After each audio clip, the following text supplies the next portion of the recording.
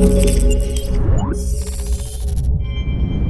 what's going on guys, Arekkz here and welcome to Ever Oasis. This is a brand new game coming to Nintendo 3DS and it launches tomorrow. I double checked this time, I know what month I'm in now, and it definitely launches tomorrow, June the 23rd.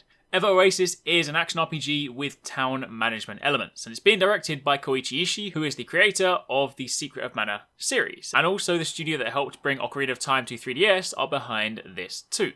In fact, this was shown off for the first time last year at E3, and at the time I remember thinking to myself it looked pretty interesting, a sort of blend between Animal Crossing and Fantasy Life with portable Zelda-like dungeon elements. Perhaps not quite as in-depth as Zelda's dungeons, but in a more recent interview it was said that there was definitely, without a doubt, some influence in that department.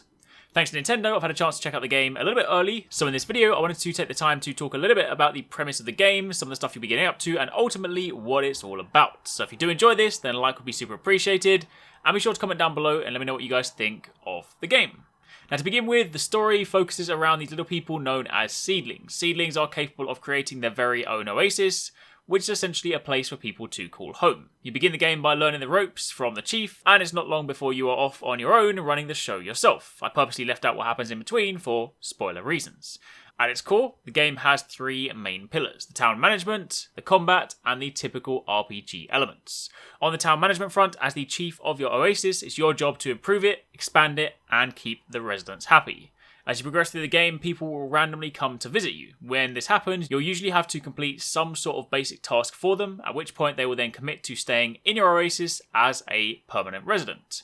Some of these residents can then set up shops, which in turn attract more visitors. Some are potential residents, others are just there to shop. Building these shops and keeping your people happy is how you earn duodems, the currency in the game, and it's also your job to keep the shops stocked, so that the residents can sell items. So in a very Animal Crossing fashion, you spend a good portion of your in-game day walking around, chatting to the people of the village, ensuring they're happy, their shops are stocked, and helping out anyone new. The more people that become residents, the stronger your oasis becomes. This also has a positive effect when you yourself leave to go on quests, since the oasis provides you with protection, and this directly links to the happiness of your people. Simple stuff really, but it's also one of those things you can do quite passively if you're, say, on the train or sitting waiting for a video to render. Roaming around the village doing all the housekeeping stuff is a great way to keep things ticking over. However, in order to help the people of the village and also recruit new people, you'll also need to venture outside, and this is where the combat and RPG components come in.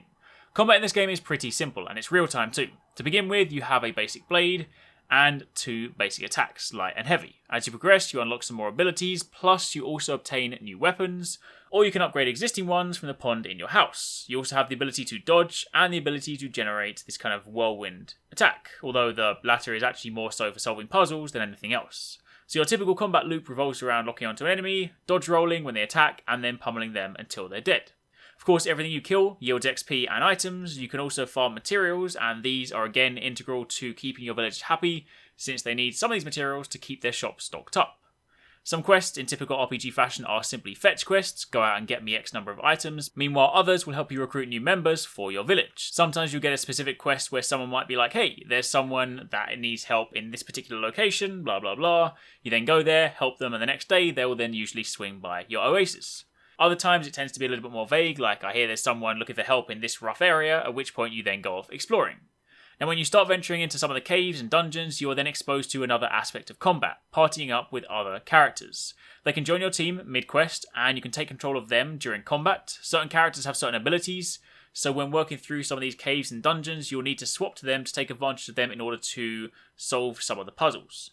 And in true Metroidvania fashion, places you visit early on will often require abilities from characters you have yet to meet or obtain, so there's plenty of incentive to revisit areas that you've been before when you meet new people.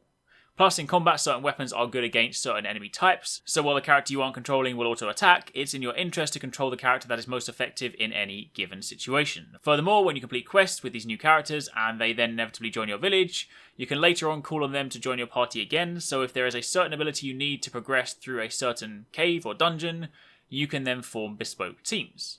And of course, beyond the basic combat loop, there is your underlying RPG system as well. When you're outside the Oasis, any enemies you kill yield XP, and when you return to your Oasis, all the XP is totaled up and goes towards your progress bar.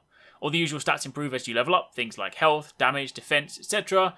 But again, this can then be bolstered when you start buying new gear or improving the weapons that you have.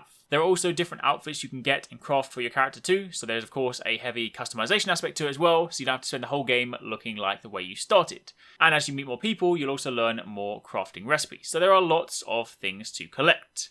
So in short, while this game itself is pretty simple and it's easy to pick up and play, it's also a lot of fun. If you've ever played anything like Animal Crossing or Fantasy Life and you like managing a town and your people, then that in itself is probably a reason to check this out. Alternatively, if you want a fun RPG that you can pick up and play while you're on the go, or maybe you are a Secret of Mana fan, then again, this is something you'll likely get enjoyment out of.